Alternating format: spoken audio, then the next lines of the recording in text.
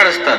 एक प्रकृती उच्चार असतो, एक विकृती उच्चार असतो. त्या प्रकृतीत 3, संहिता, पद, क्रम आणि विकृतीत 8.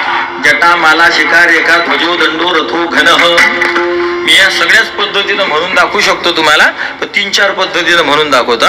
संहिता प्रकृतीतला ओम अग्निमीडे पुरोहितं यज्ञस्य देवमृत्विजं होतारं रत्नधातमं. संहिता पदपाठ बाबाचा 2ऱ्या नंबरचा. अग्निम येडे. तुमच्या काय आम्ही लक्षात आलं. अग्निम येडे. तुम्हाला अग्नीत इडे घाला म्हणजे पाजवायचे असतील.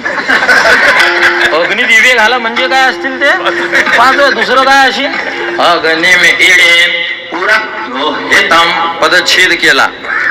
रग्नोहितं यज्ञस्य देवं पृथ्वीजं होतारं रत्नधातमं.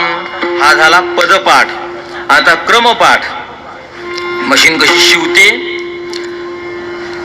पुढे टाचा परत मागे, एक टाचा पुढे टाचा परत मागे, अशी चालते की नाही ते, त्याला शास्त्रात क्रमपाठ म्हणतात.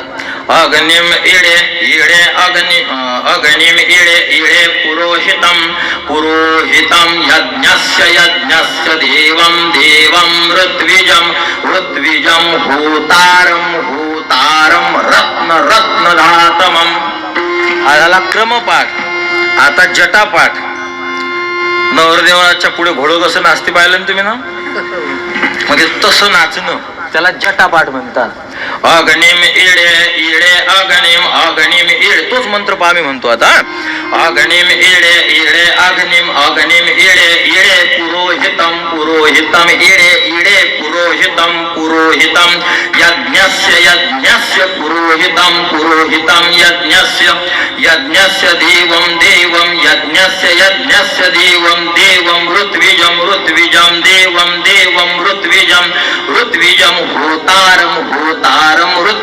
ऋत्विजं होतारं रत्नधातमं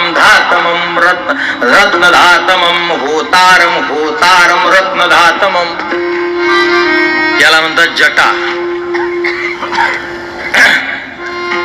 आलं लक्षात. आता याच्या पुढे असते शिखा. विढाला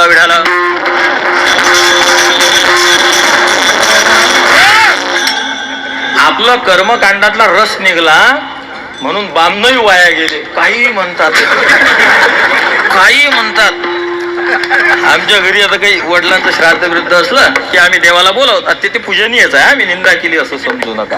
जिथं भगवंतानी बामनाची लाथ खाल्ली तिथं आपण कोण आहे. विढाल असे माझ्याकडे पाहतात, काही बघतात. आमच्या पोराईच्या ध्यानात येते.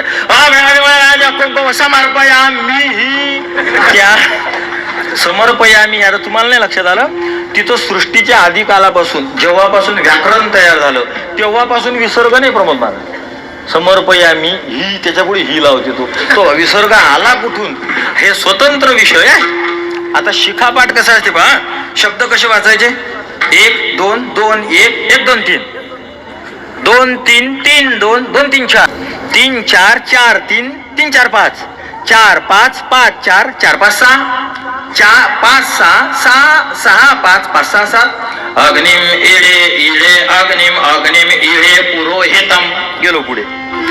इडे 2 3 इडे पुरोहितं इडे इडे पुरोहितं यज्ञस्य. गेलो पुढे.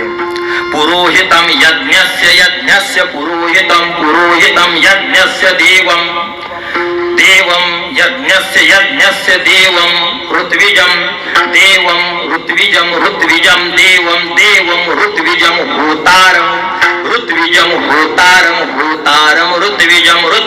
होतारं रत्नधातमं. विठल